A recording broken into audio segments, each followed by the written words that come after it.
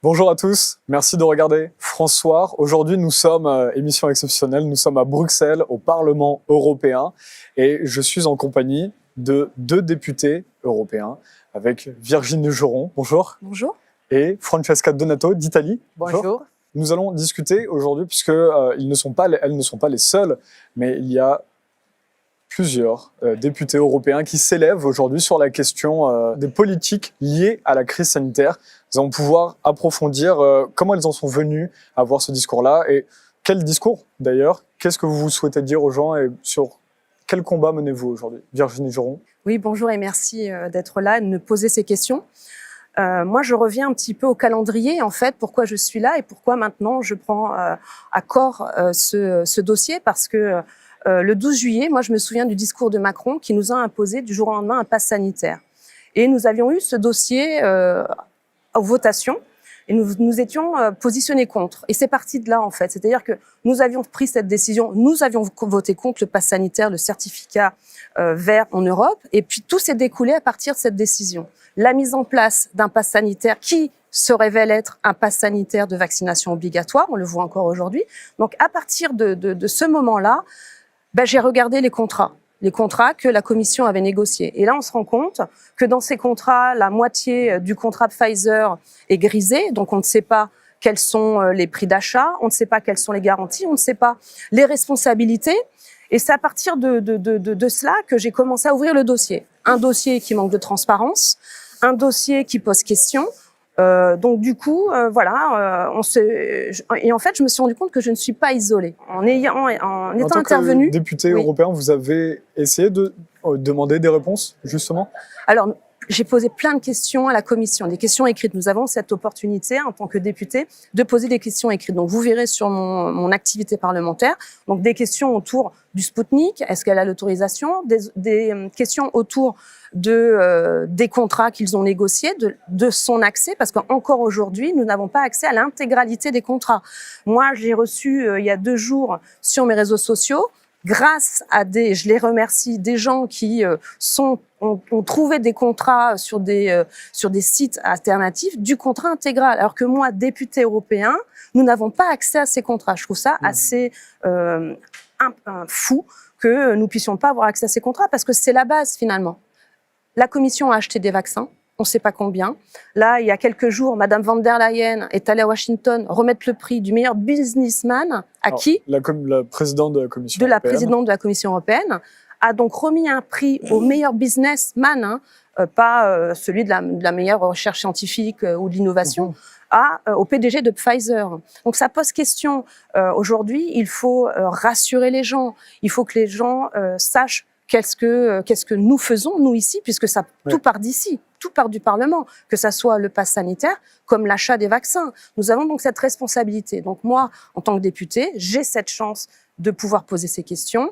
C'est pour ça aussi que j'ai aussi déposé cette résolution, une résolution qui apparemment est très contestée, mais pas sur le fond, en fait, sur la forme. Et ça, je trouve ça encore plus grave que le reste. Je ne sais pas si vous avez pu regarder, mais en tout cas, cette résolution, qui est une résolution où je demande la création d'un fonds européen d'indemnisation des victimes des vaccins contre la Covid. Alors ça, je ne l'ai pas sorti toute seule. C'est-à-dire que ça, c'est issu du fait qu'il y ait des rapports, et là aussi, c'est un rapport officiel, une enquête de pharmacovigilance du vaccin Pfizer, rapport numéro 18, période du 2 juillet 2021 au 26 août 2021, où sont reportés tous les effets secondaires. Donc ça vient pas de moi. Donc il y a bien effectivement des problèmes, et j'en note beaucoup quand même. Alors on balaye ça d'un revers de la main, mais moi je suis désolée quand je vois caractéristiques générales des cas concernant des sujets de 12 à 18 ans, donc des enfants, cas graves, il y a 208 cas graves.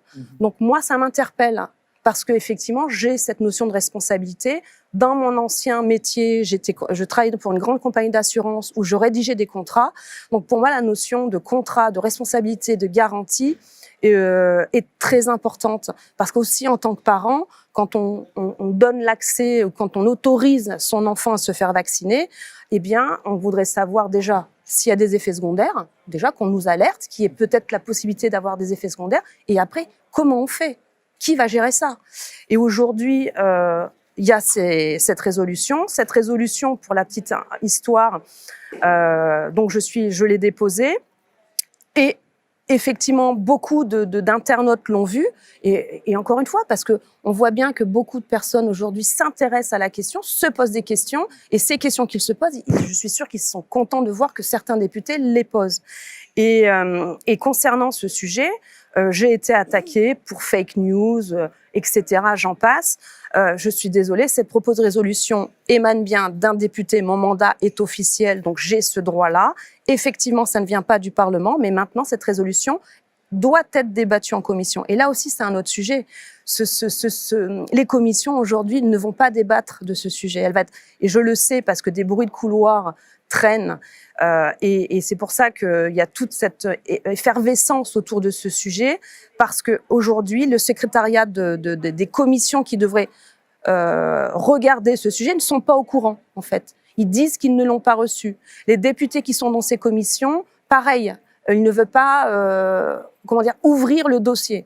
Donc, on revient encore une fois sur ce manque de transparence que j'ai donc, qui a été le déclencheur de mon action. Et juste avant de donner la parole à Madame Donato, par rapport aux contrats, vous parlez beaucoup de ces contrats-là. Nous, on a eu plusieurs experts qui ont passé leur vie à rédiger notamment des contrats aussi pour l'armée et qui se disent, comme vous, choqués par ça. C'est quelque chose dont on parle très peu finalement en société, des contrats. Quand on parle du Covid, je sais pas en Italie, mais en France, on parle très peu des contrats. Vous êtes juriste à la base, vous avez une formation en droit. Est-ce que vous pouvez juste expliquer aux gens qui, ou même à nous qui ne vivons pas dans cet esprit de contrat au quotidien, l'importance de ces contrats et les incohérences là? Bien sûr. Donc déjà, la première chose, on se rend compte que finalement, la Commission a décidé sans appel d'offres de l'achat de ces vaccins. Déjà, c'est la première entorse. D'habitude, quand ce sont des autorités publiques, on passe par voie d'appel public, marché d'offres. Donc, c'est-à-dire qu'il y a des règles bien établies et ensuite, il y a concurrence entre ces fournisseurs. Déjà, ça, c'est la première entorse. Ensuite, sur les clauses. Alors, effectivement, c'est très juridique, mais on le sait très bien, quand on achète quelque chose, il y a des clauses, et la première clause, c'est ça le plus important, parce qu'en fait, nous avons fait appel aussi à un cabinet juridique, et pour eux, cet avis juridique, c'est que ces clauses sont nulles. Alors, il y a 3 points très importants, et je vais vous les donner. Pourquoi elles sont nulles? Parce que, les fabricants ne garantissent pas un minimum d'efficacité des vaccins vendus. Donc, dans le contrat, il y a déjà cette clause qui ne figure pas. C'est-à-dire qu'on achète quelque chose et finalement, on ne sait pas si c'est efficace. Donc ça, c'est déjà le premier point noir. Le second... Donc là, vous revenez sur la notion d'expérimentation du vaccin. De facto. D'accord. De facto. Puisque... Donc on peut le dire, parce qu'aujourd'hui, on a beaucoup de gens qui viennent de la société civile ou tout ça, qui nous disent, en France, ça, je ne sais pas comment c'est en Italie, mais on vient de nous dire, dès qu'on commence à dire, on essaie de créer du dialogue, on essaie de parler, on dit, bah oui, donc c'est la base, c'est que c'est quelque chose d'expérimental, phase 3 de test, et on leur dit à ces gens, bah non, tu n'es pas expert, c'est une fake news. Vous dites, c'est pas une fake news. Hein. Alors, moi, je le dis pas comme ça, parce qu'effectivement, je suis juriste, donc je regarde ce qu'il y a dans le contrat. Ce qu'il y a dans le contrat, c'est que, normalement, dans un contrat, en bonne et due forme, il devrait y avoir, et ça c'est donc, je peux vous transmettre toutes les données, que les fabricants ne garantissent pas un minimum d'efficacité. Donc ça veut dire qu'effectivement, s'ils ne garantissent pas, c'est pour moi qui est la base du contrat, ça veut dire que le vaccin, effectivement, à contrario, n'est pas efficace. Donc on achète quelque chose finalement qui est potentiellement n'existe pas. Donc ça c'est un premier point. Le second, parce que les fabricants n'assument aucune responsabilité en cas de dommages causés par les vaccins vendus. Donc, ils ne garantissent pas un minimum d'efficacité. 2, ils n'assument aucune réelle responsabilité en cas de dommages causés par les vaccins vendus. C'est bon, ils sont quand même bons les contrats, ils sont vraiment en leur faveur. Et 3, parce que ce sont les États membres, donc les contribuables, qui sont les acheteurs des vaccins, qui doivent finalement assumer toute la responsabilité et les conséquences en termes de dommages ou d'inefficacité. Donc voilà un petit peu ce que la Commission a négocié. Donc, et ça, c'est un avis juridique d'experts, parce qu'en plus, ces contrats sont soumis au droit belge. Donc ça, ça c'est aussi important à souligner. Donc, en gros, on se dit que pour la confiance du public, pour nous, il est essentiel que les fabricants assument leurs responsabilités et garantissent surtout l'efficacité et la sécurité des vaccins, ce qui n'est pas le cas inscrit dans les contrats. Donc pour moi, c'est pour ça que je reviens même après tout ce temps-là, après les contrats, parce que pour moi, c'est la base.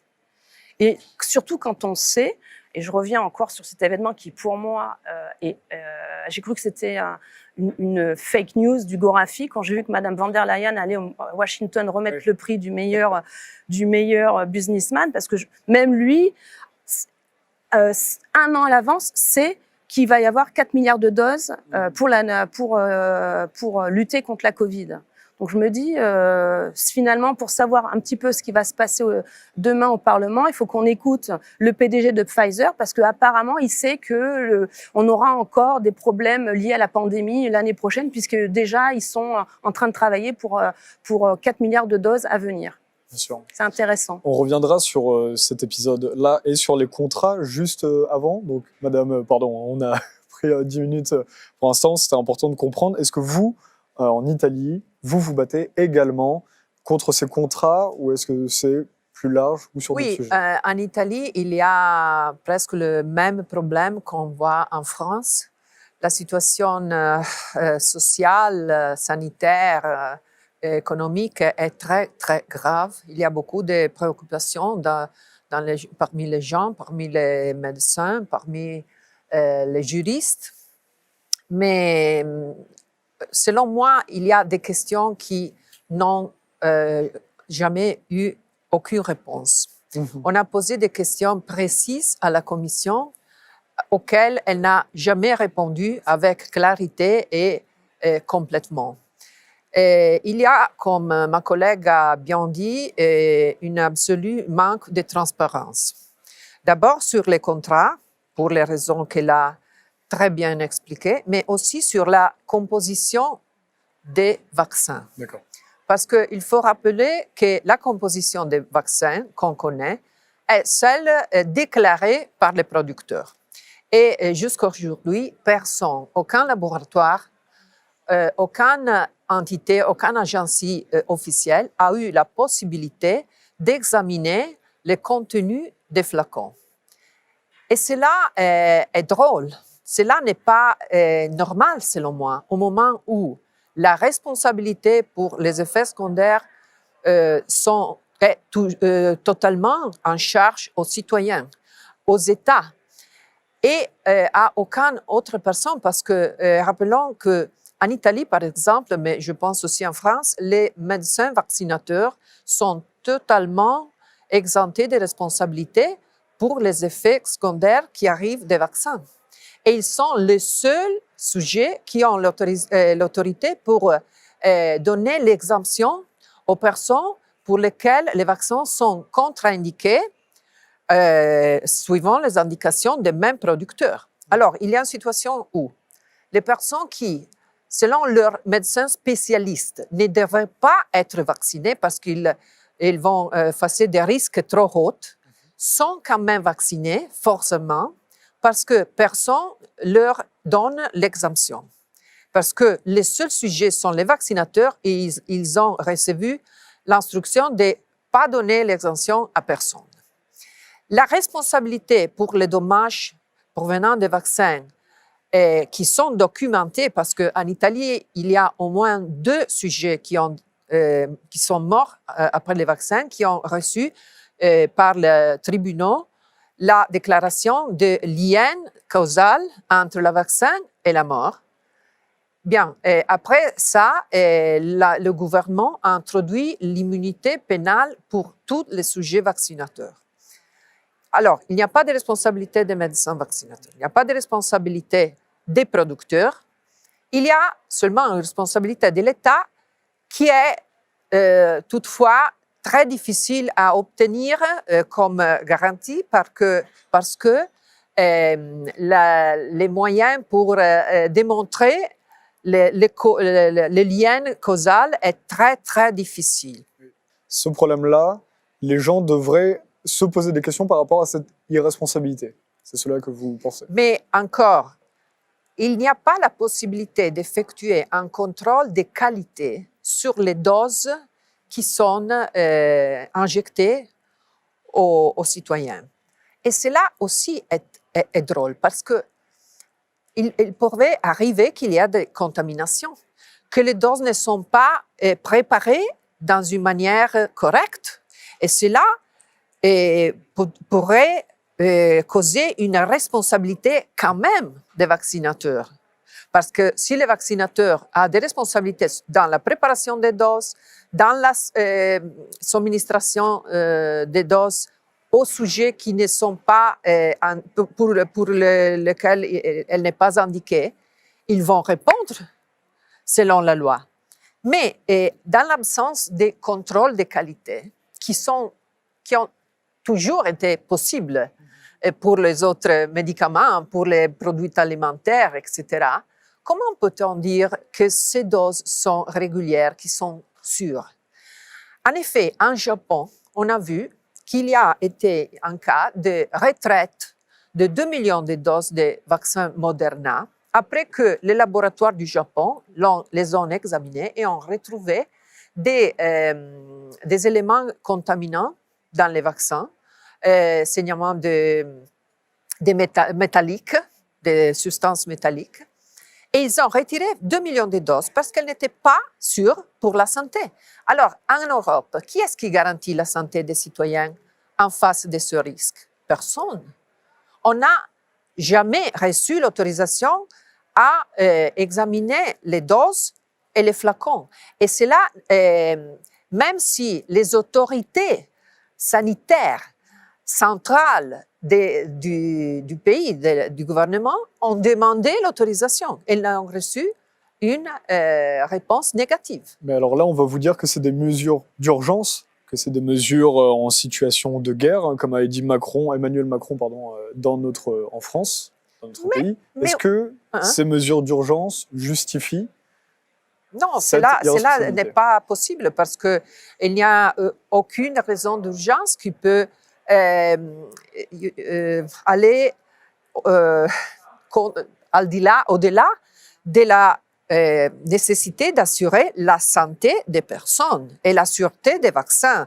Parce que, bien sûr, l'examen des flacons n'apporte aucun retard dans la campagne vaccinale. Elle donnerait seulement plus de sûreté.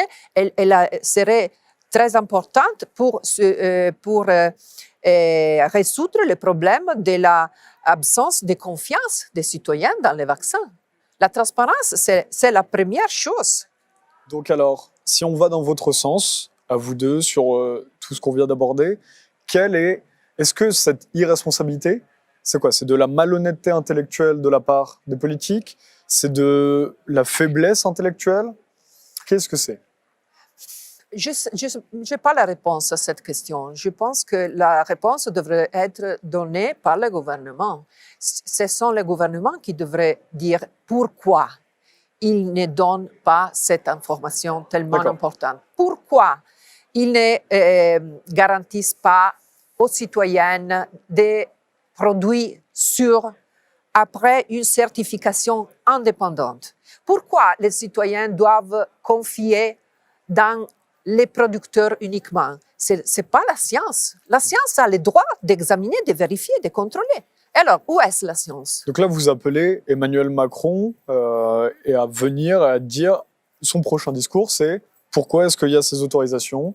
Pourquoi est-ce qu'il y a ces contrats-là? Je ne dirais pas que Emmanuel Macron. Nous, on est au Parlement européen. Comme je l'ai dit pour commencer, c'est la Commission qui a fait ces achats. C'est donc à la Commission aujourd'hui de renégocier ces contrats. Parce qu'aujourd'hui, quand vous avez donc le PDG de Pfizer qui déjà sait aujourd'hui qu'il va produire 4 milliards de doses, ne sachant toujours pas, nous, aujourd'hui, combien ils ont acheté ces doses, pour quel était et toujours le même problème sur les clauses de responsabilité. Moi, ça me pose problème de savoir qu'en même temps, avec effectivement cette pandémie, en fait, l'épidémie qui repart parce que c'est aussi l'hiver et que forcément il va y avoir un petit peu, il va y avoir toute cette communication autour de la vaccination. Moi, ce qui me pose problème, c'est qu'en même temps, il y a le PDG qui annonce son chiffre d'affaires et que son objectif, c'est de passer de 34 milliards d'euros à 36 milliards. Moi, ce qui me pose problème,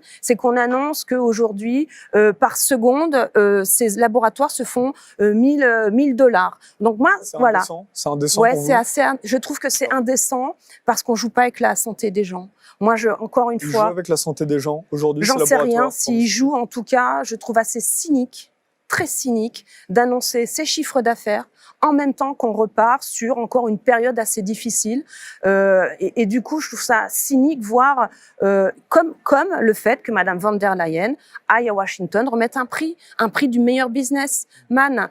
Ça aurait été un prix de recherche, d'innovation, par rapport à la médecine, par rapport à la science. Non, là, on revient.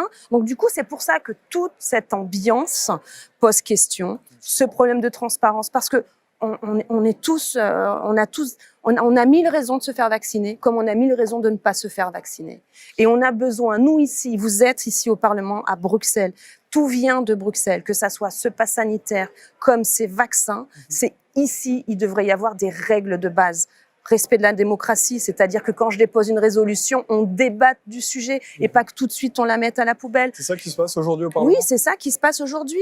Aujourd'hui, on ne parle pas des sujets, on les enterre. Aujourd'hui, la semaine prochaine, 2 sujets très intéressants sur le vaccin où on apprend que effectivement, là aussi, pour moi, c'est scandaleux ce qui va se jouer la semaine prochaine. Et là, on n'entend plus personne. La semaine prochaine va être votée au nom d'un énième rapport sur le projet de budget rectificatif. Tout le stock de vaccins AstraZeneca, on va le donner en Afrique. Parce que, bon, voilà, il sert pas trop aux Européens, donc on va refourguer le stock en Afrique. Déjà, ça, moi, je trouve ça très choquant, sur le fond comme sur la forme. Secondo, un deuxième rapport qu'on aurait dû voir il y a 2 mois, où là, on apprend, et le rapport n'est toujours pas en ligne, donc on peut même pas le travailler, parce que le sujet, c'est quand même travailler ces sujets en amont pour pouvoir après faire un débat objectif et intéressant pour nous comme pour les citoyens. Et donc, le deuxième rapport, il est quand même assez révélateur du rôle du Parlement. C'est pour ça que c'est très important d'être ici avec nous. Et je pense qu'il faudra revenir plus souvent. Parce que, écoutez-moi le rapport. Quand vous voyez que ce qui va être mis au débat, c'est le rôle de l'Union européenne dans la lutte contre la pandémie de Covid-19. 2 petits points. Comment vacciner le monde? On en est là. On en est là. Donc, pour moi, c'est très important et de débattre de ce sujet ici et d'avoir des députés comme nous, comme vous l'avez dit, d'étiquettes différentes. Parce qu'encore une fois, pour moi, et c'est ma boussole, c'est la santé. La santé, on ne joue pas à la santé. Que du coup, on fait cet entretien, mais dans le cadre de plusieurs autres. On va profiter de cette journée pour faire beaucoup d'entretiens avec différents députés de avec différents. Robrousse. Voilà. Pas citer tous les noms tout de suite, mais on verra après. Ok, oui, donc pardon. Oui, non, mais c'est important que vous voyez aussi d'autres députés, parce qu'effectivement, les autres députés ont aussi ils appréhendent le sujet différemment, parce qu'ils ont aussi le vécu de leur État, donc ils pourront vous donner leur propre témoignage. Et c'est vrai qu'il y a un autre sujet, donc on a parlé des contrats, mais il y a aussi aujourd'hui au Parlement, c'est quand même le Parlement qui a mis en place, comme ça, le pass sanitaire obligatoire pour les députés et pour son personnel. C'est la seule institution publique qui oblige ses députés à avoir un pass sanitaire. En France, ça n'existe pas. Au Parlement, ça n'a pas été mis en place. Au Sénat non plus. Aucune assemblée représentative. En Lettonie, ça a été fait là, dernièrement. Oui, alors après ça c'est les extrêmes. Hein. Mais alors là maintenant on a ouvert la boîte de Pandore. Hein. Alors là aujourd'hui c'est vrai que tous les jours. L'Autriche aussi, c'est la boîte de Pandore. Là, pareil, oui, où on fait la ségrégation, vaccinés, non vaccinés. Alors ils ont le droit d'aller faire leurs courses, mais pas d'acheter des cadeaux de Noël. Ils ont le droit d'aller faire du sport, mais pas d'aller travailler. Enfin moi là, j'ai l'impression d'être dans un film. Hein. On pourrait encore en développer effectivement avec cette interdiction en Lettonie ou non accès au Parlement que les vaccinés. Enfin, je veux dire, ça veut dire que nous, on ne parle plus aux gens qui aujourd'hui ne sont pas vaccinés. C'est ça le message. Qu'est-ce qu'on fait de ces gens-là? Parce qu'on les représente aussi. On a un mandat électif. Peut-être que parmi les gens qui ont voté pour nous, aujourd'hui, ils sont non vaccinés. On fait quoi de ces gens-là? On leur parle plus? On les enferme? Francesca, du coup, Madame Donato, est-ce que vous êtes d'accord avec ce constat-là? Vous avez des questions aussi à poser directement, Oui, je oui, crois. oui, bien sûr. Je suis totalement d'accord. Je pense qu'on assiste aujourd'hui à une étonnante violation des droits humains. Et c'est le sujet d'une Une proposition. violation, pardon, vous avez dit? Des droits humains. D'accord, ouais. Et c'est le sujet d'une proposition de résolution que je vais envoyer dans le prochain jour, mettant au centre la situation italienne. Mais je vois que la situation est presque pareille dans d'autres pays européens. La raison de cette violation, c'est que les limitations des libertés individuelles, des droits fondamentaux qui sont prévus même dans la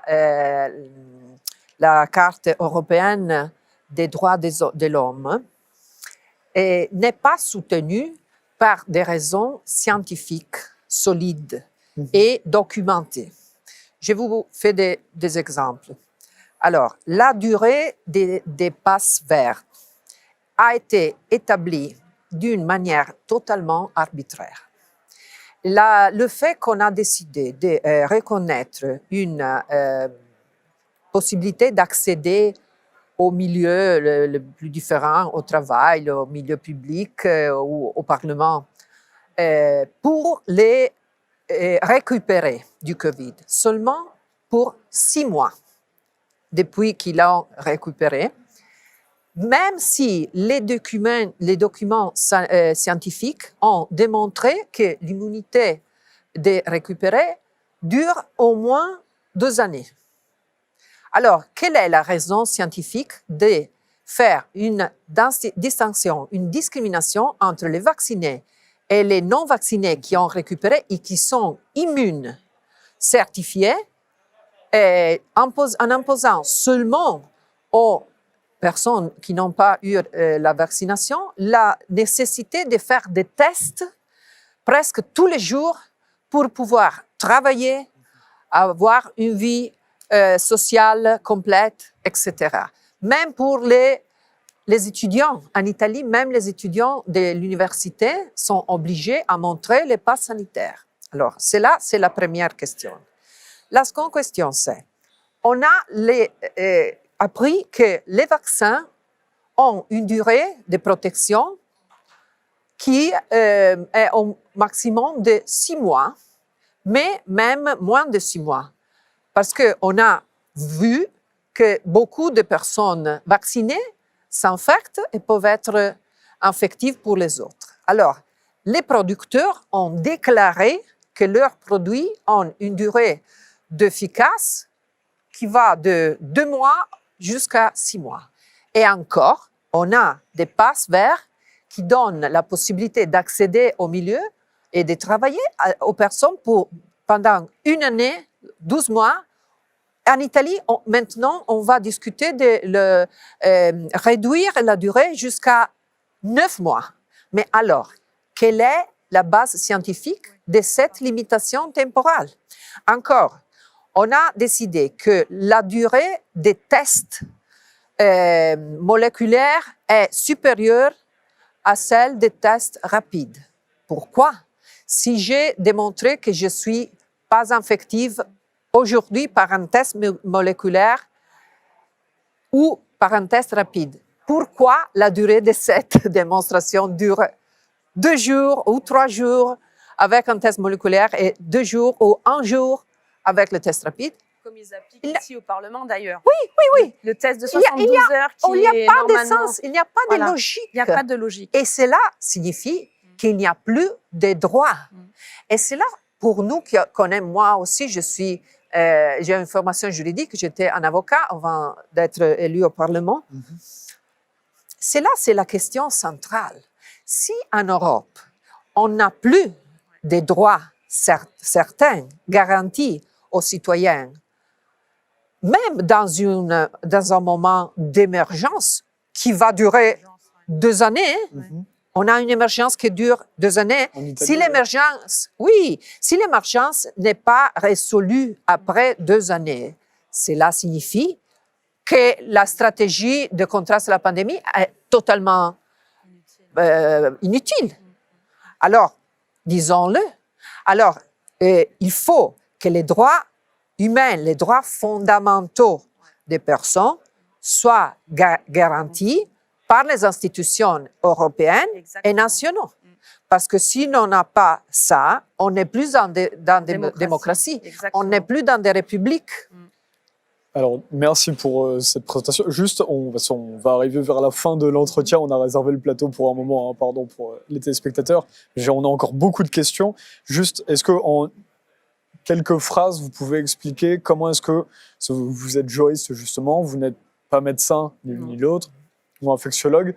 Comment est-ce que vous en êtes venu justement à ces connaissances? Est-ce que vous avez, en tant que député, vous devez écouter les discours? Comment est-ce que ça s'est passé?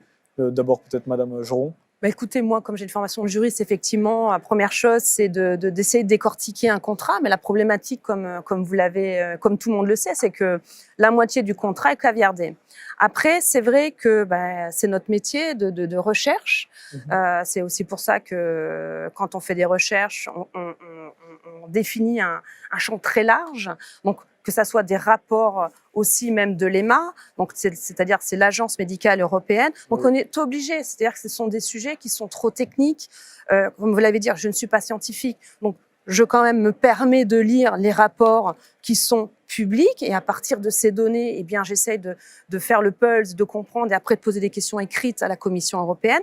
Mais effectivement, je ne me base que sur des sources tangibles, que ce soit des rapports de pharmacovigilance, des rapports de l'EMA. D'ailleurs, nous avons cette opportunité, nous, députés européens, de questionner directement cette agence. Et ça fait partie aussi de mes futures actions.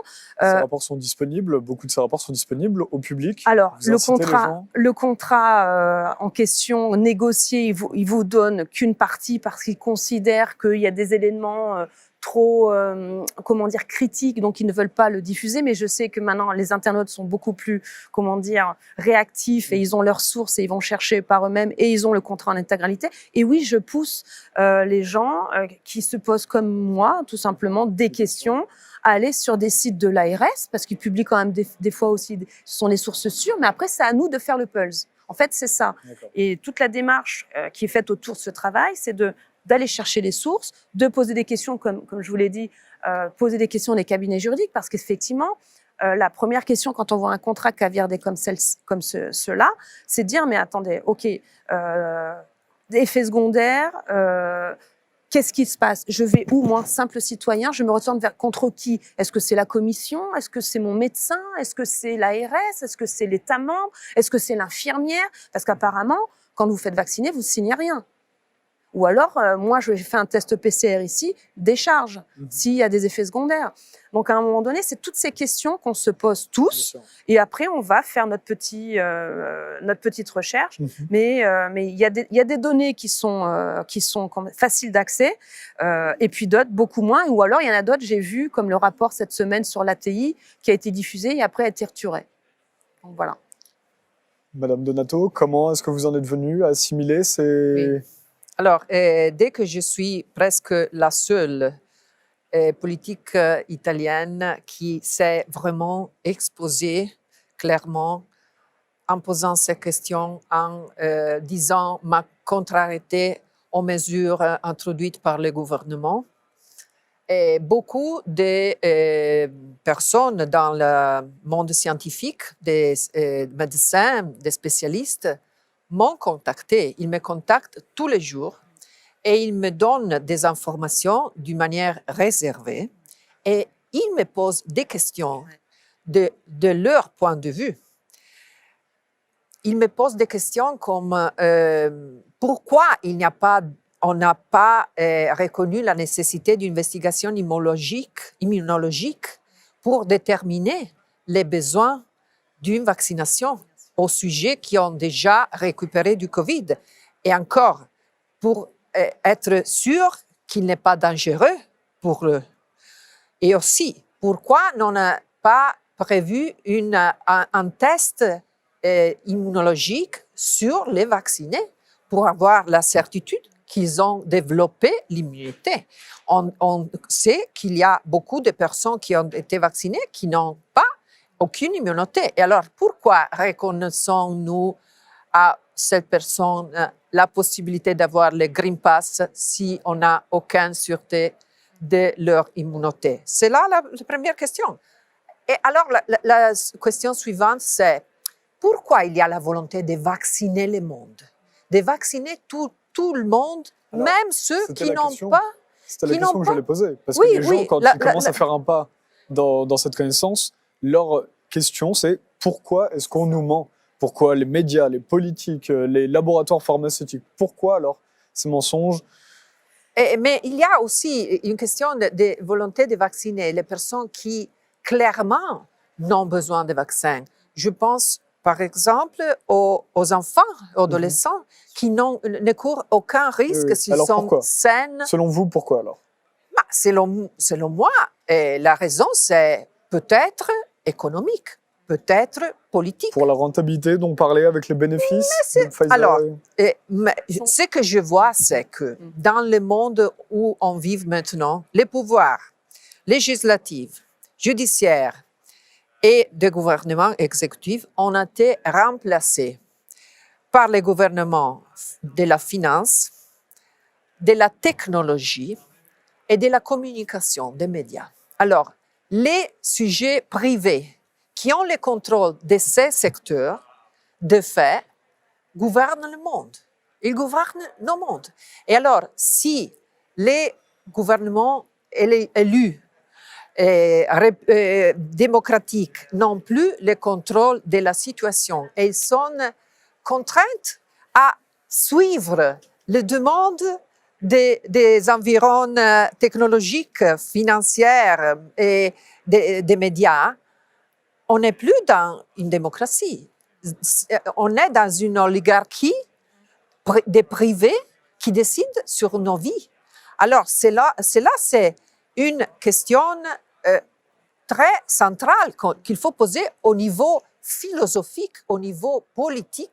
Pour compléter à ce que dit Madame Et Donato. juste, vous allez compléter juste avant, Oui, en même d'accord. temps, il y avait en 2014, on comptait près de 7000 lobbies qui gravitaient autour de la Commission européenne et du Parlement européen. Je crois que c'est un chiffre qui n'est pas en décadence. Hein.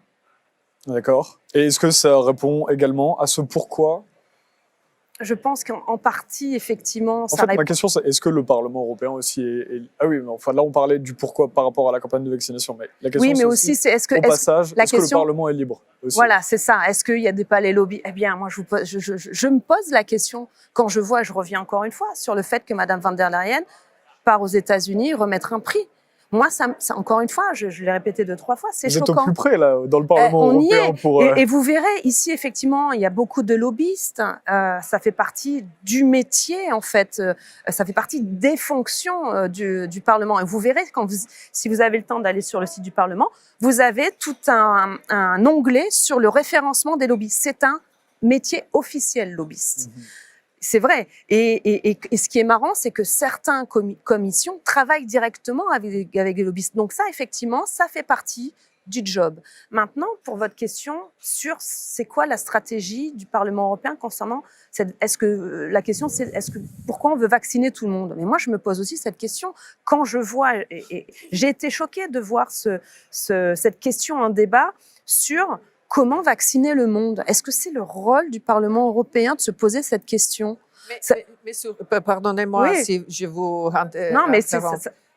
complété. N'oublions pas qu'avec l'argent public, la Commission a décidé de financer, de payer la recherche sur les vaccins Ouais. qui, après, n'ont pas été donnés pour la disponibilité à tout le monde gratuitement. Bien sûr. Ils sont vendus avec des profits énorme. Et pour compléter, on a posé la question à la Commission parce qu'effectivement, il y a eu des échanges d'SMS entre Madame van der Leyen et le président du PDG. Donc, c'est une question qui est entre les mains de la médiatrice, puisque nous avons une médiatrice, parce qu'effectivement, encore une fois, ce manque de transparence, ce principe de précaution finalement qui n'est pas mise en place par rapport à ces contrats, le fait que la démocratie ne soit pas respectée, puisque comme l'a dit Francesca, les droits de l'homme sont aujourd'hui sont bafoués, ne sont plus garantis. Donc quand déjà vous avez tous ces piliers qui sont quand même fondamentaux ici au Parlement, ça pose question et ça renforce aussi notre activité d'alerter nos concitoyens, puisque le Parlement n'existe que grâce à nos citoyens. Je veux dire, on a un mandat. On parle des concitoyens, mais en fait, on parle rarement d'alerter les intellectuels également de ces sujets-là. Parce que, en fait, vous dites, là, par exemple, aux philosophes, aux sociologues français ou italiens, vous leur dites, penchez-vous sur la question de la transparence. C'est primordial là-dessus. Je pense que certains l'ont déjà intégré. J'ai pas d'auteur là en tête, mais effectivement, c'est un sujet, effectivement, savoir aujourd'hui qui gouverne. Est-ce que c'est les lobbyistes? Est-ce que c'est vraiment la Commission? Mais est-ce que la Commission, qui quand même représente les États membres, est-ce que voilà, tout est lié. Maintenant, nous, finalement, on essaye de faire respecter la démocratie, mais on n'est pas entendu. Et c'est ça qui doit alerter nos concitoyens, parce qu'à un moment donné, c'est eux qui décident de continuer à faire marcher le système. Et une question un petit peu dure oui. pour la fin aussi, j'aurais pu la poser au début. Au Parlement, les députés, vous n'avez pas d'initiative, vous n'avez pas l'initiative législative. C'est quelque chose que vous décréez. C'est une question ancienne. Mais c'est une question ancienne. Ancienne. Oui. Mais là, elle se pose aujourd'hui. Parce que quel est votre rôle si vous n'avez pas l'initiative? Alors, on a plusieurs rôles qu'on doit finalement nous chercher. Alors, juste pour conclure, après je laisserai Francesca. Alors, effectivement, on nous a fait croire qu'on avait un pouvoir, le vote. Bon, effectivement, on peut, mais vote, ça veut dire que on n'a pas le choix des sujets. Sur le choix des sujets, comme moi, c'est l'exemple de ma résolution. Mais ma résolution, comme vous avez vu, elle existe, elle est sur la table, mais elle va être mise à la poubelle parce que pour le secrétariat ne l'a pas reçue ou le président de la commission, ça ne l'intéresse pas, mais elle n'est pas mise en débat auprès des 705 députés. Donc ça aussi, c'est un problème. Donc nous, notre rôle aussi, et c'est ce que je pense faire avec Francesca, c'est aussi finalement, on s'approprie le rôle de lanceur d'alerte. On est lanceur d'alerte. Les députés européens aujourd'hui sont lanceurs d'alerte. Certains veulent endosser ce rôle. Moi, je pense peut-être maintenant faire partie de cette sphère-là. Et ça me va très bien parce qu'on peut pas être dans nos bureaux, dans l'hémicycle à voter et pas à un moment donné se poser toutes ces questions que je suis sûre nos concitoyens aimeraient qu'on pose ces questions. Je suis sûre qu'ici, ils étaient à notre place, ils aimeraient faire ce que l'on fait. Donc, et aujourd'hui, et je rejoins Francesca, j'ai beaucoup de témoignages de soutien, beaucoup de témoignages où on m'envoie des rapports. J'ai des personnalités en Nouvelle-Calédonie qui s'interrogent sur la vaccination obligatoire du jour au lendemain qu'on leur impose. En Guadeloupe aussi. Donc, si vous voulez, beaucoup de personnes se posent des questions. Aujourd'hui, ils n'ont pas toutes les réponses. Et c'est vrai que là, on a ouvert cette porte avec plusieurs autres députés. Et c'est ça, la démocratie. Même question, du coup, je rappelle. Est-ce que, du coup, avec ce manque d'initiative au niveau de la législation, quel est le rôle des députés européens? Le rôle, c'est celui de vigiler, d'être toujours avec les yeux très ouverts, même pour contrôler l'utilisation qu'on fait de l'argent des Européens. Parce que, comme je disais, l'argent des Européens a été donné aux producteurs de vaccins 2 fois dans la recherche et dans l'achat des milliers et milliers de doses de vaccins pour les donner à tout le monde. Alors, est-ce qu'il y a de la transparence dans cette décision? Il n'y a pas de transparence. Il n'y a pas une proportionnalité entre l'effort et les résultats.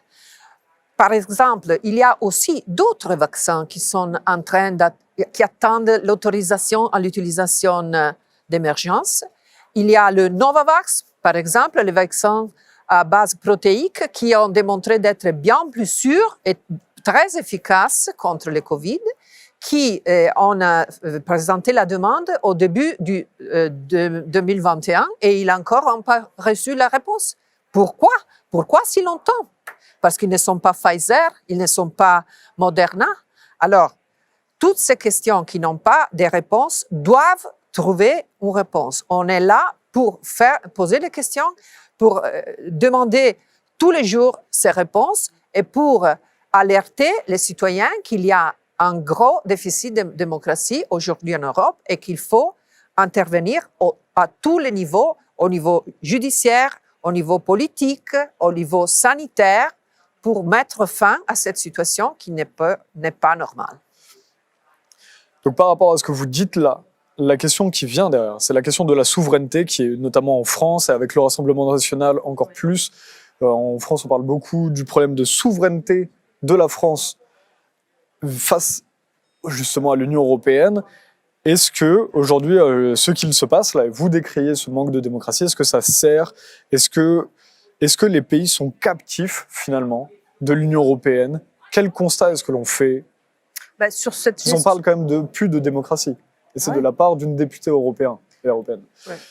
Mais là, pour le coup, c'est la mesure d'urgence qui a fait qu'il n'y a plus de respect de l'état de droit.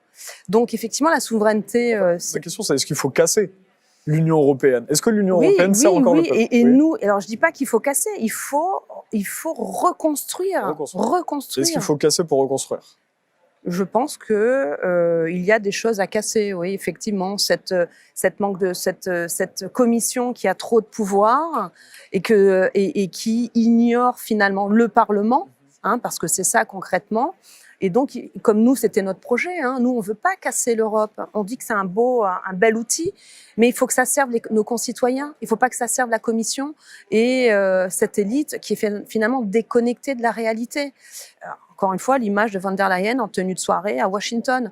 Donc non, il faut pas casser, il faut reconstruire. Et nous, c'est notre, parce il faut qu'on coopère entre États membres. Il faut que quand il y a des bonnes idées, et c'est ça tout l'objet de nous, en tout cas notre parti, c'est la coopération. Et c'est pas la sanction, comme là l'exemple avec la Commission qui décide de sanctionner la Pologne ou la Hongrie parce qu'elle considère qu'idéologiquement, ça rentre pas dans les valeurs européennes. Mais c'est quoi les valeurs européennes?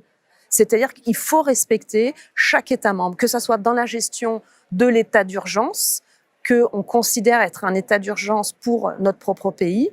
Et moi, je reviens juste, et ça va être pour terminer sur cette résolution des effets secondaires, et c'est le fait qu'il y ait quand même des vrais faits. Il y a du factuel, il y a des malaises cardiaques, et là, j'ai trouvé encore, j'ouvre à peine le journal que je tombe sur des faits. Donc, il y a du factuel. Il y a un moment donné, il faut se poser des questions, il faut trouver des réponses parce qu'effectivement, oui, il faut gérer le Covid, mais il faut aussi gérer et surtout prévenir les effets secondaires. Mais je vois un grand manque de cohérence dans les décisions prises par la Commission, mais même par le Parlement, à l'envers des États membres.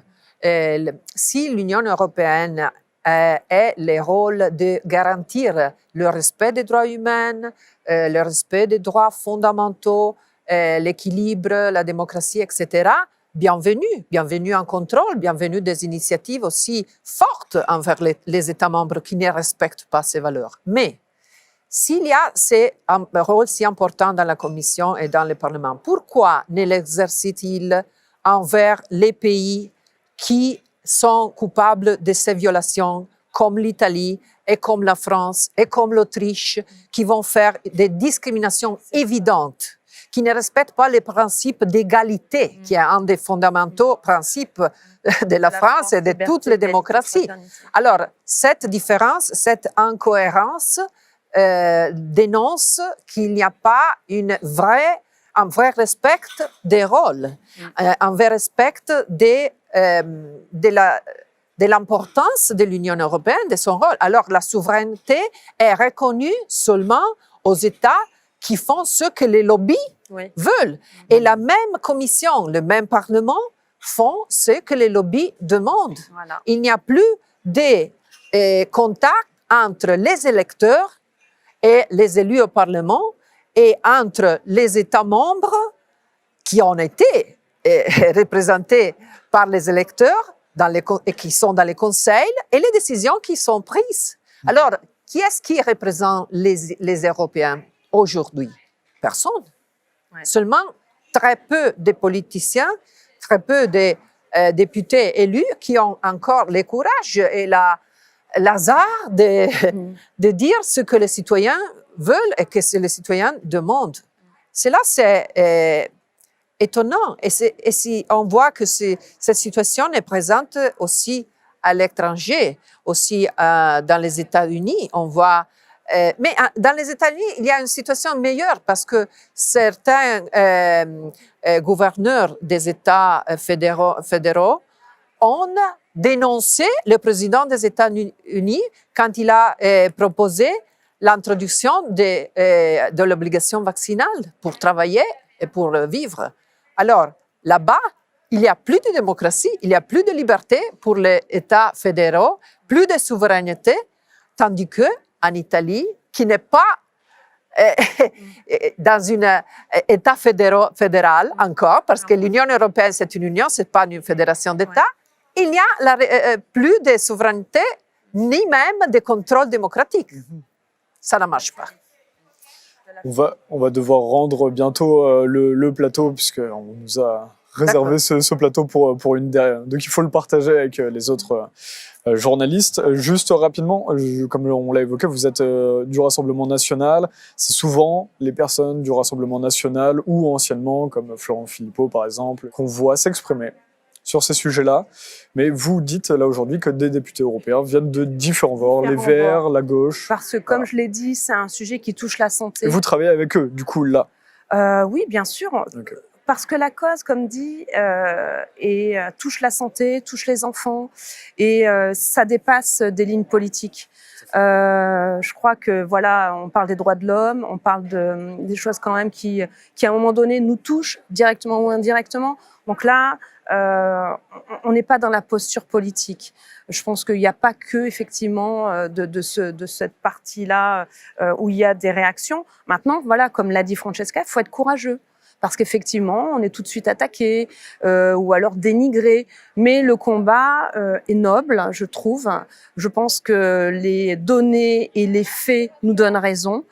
Et encore une fois, je pense qu'il faut, sur ce sujet, rester solidaire, courageux et aussi technique. C'est-à-dire qu'il faut qu'on lise les rapports. Il faut que, et je remercie encore tout le monde qui m'envoie ces rapports, ces données, parce que je les lis. Et dedans, tout est sourcé. Et c'est la base de mon travail. Tout est sourcé. Toutes les questions écrites, les résolutions, tout le travail est sourcé. On n'invente rien. C'est pas le but. C'est qu'à un moment donné, il y a beaucoup de questions. Il y a un manque de transparence. On a ce rôle-là. C'est notre travail, hein, de faire ces recherches, de poser des questions et de trouver des solutions.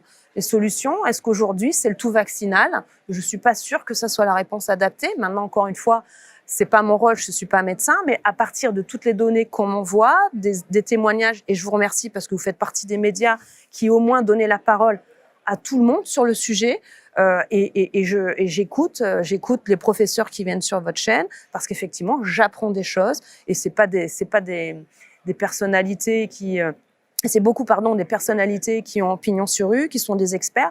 Et moi, ça m'apporte beaucoup de sources et d'inspiration pour le travail qu'on fait ici au sein du Parlement, encore une fois, qui est pour moi très importante parce que tout part de là, en fait. Merci. Virginie Joron. Merci à vous. Merci Francesca Donato. On va profiter de cette journée aussi à François, enfin au Parlement avec François pour pouvoir rencontrer le plus de députés également qui peuvent défendre l'autre discours pour comprendre également ce qu'ils peuvent. Il faut donner la parole à tout le monde, c'est le but. Donc voilà, et si vous avez apprécié cet entretien, en tout cas, vous pouvez le partager sur vos réseaux et soutenir François, qui appartient à ses lecteurs. Donc c'est françois.fr/soutien. Merci beaucoup. Alors, au revoir. Au revoir, Virginie merci. Joron. Au revoir. Au revoir. Merci encore.